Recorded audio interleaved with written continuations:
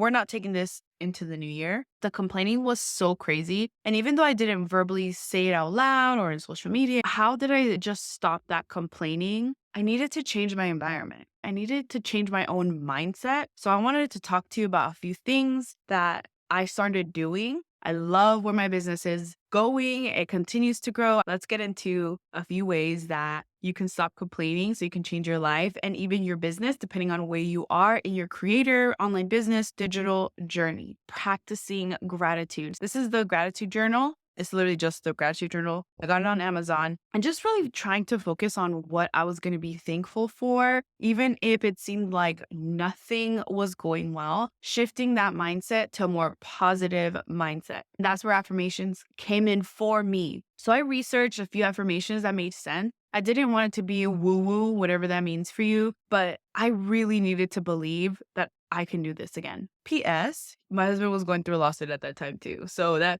definitely didn't help. And my child had speech delay. Like it was just a lot at the time. After I did my gratitude, I would read my affirmations. I am a paid speaker. I am a reliable and valuable leader. I am a healthy entrepreneur who is living life on my own terms. I have a successful coaching and course business that brings in $1 million a year. I have a successful Monat business that brings $500,000 a year. To start molding my brain like, it's not that bad. It really isn't that hard. And I do want to tell you this one thing that although I'm not at $50,000 a month yet, we did book our vacation and we're going in 2 weeks. We have no more credit card debt as this month we completely paid off. And it was like 5-figure debt. Okay. Also, I don't have a luxury gym membership, but they're actually opening. Isn't that so crazy? Like, what are the odds? This was before I even knew, but they actually are opening a luxury gym up the street and it's like decked out. I'm talking like bar, pool, like it is amazing. It's beautiful and I'll keep you posted. I am a paid speaker. I got paid to speak virtually. And that was something I didn't even know that I wanted to do this soon, but I did anyway. So let me give you the next tip. Taking responsibility for your own actions instead of blaming others. For example, your credit card overdrafted or whatever, like it got declined or your bank got overdrafted. Whose fault is that? Because you can moan and groan and, complain about that, but is it the bank's fault? No, I'm overdrafted or the bill went through, whatever the case may be. Or is it you? Is it your habits, your communication? Like how many times are you going to Starbucks? All of these factors you can take into your life. Like sometimes we just need to be accountable, practicing mindfulness and really becoming more aware of our thoughts, our emotions. And this is something that I wouldn't say I'm not a master at yet, but I've definitely been able to just manage my emotions better and be less emotional and reactive.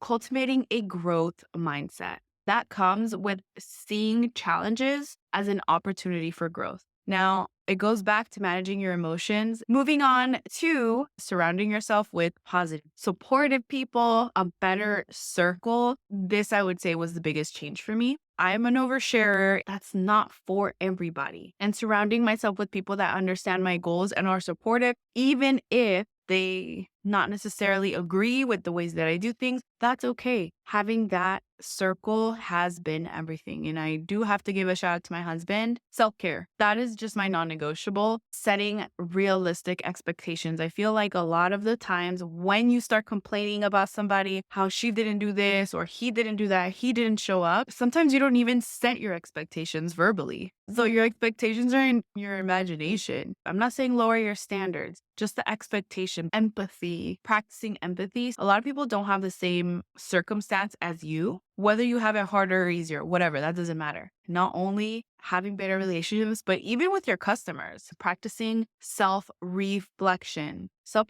and learning from the past, which is what I'm doing a lot. I should be having a video soon talking all about the business reset. I did this earlier this year. I think that's one of the biggest reasons why I was able to just what feels like completely jump my growth. Doing that self-reflection of how 2022 was completely like, I didn't even know who I was. I didn't even recognize myself to now. It's just like a complete 360. And definitely have to do with that self-reflection because I created the life that I wanted. Going through my values, I wanted growth. I wanted peace. I wanted creativity again, developing healthy coping mechanisms. I decided to become a plant mom. Honestly, that's really helped me. I knew that I had a problem. My friend she didn't say it in a mean way at all. She was never judgy. She never pointed fingers. She was just like, maybe, something's happening internally. She said it so nicely. And that is the day that I decided that I'm not going to drink like that anymore. So if you don't have something yet, go get a hobby. Go figure out how are you going to be coping with your stress because it will come. How are you going to do that? Eating, that's not going to help. Drinking, that's not going to help.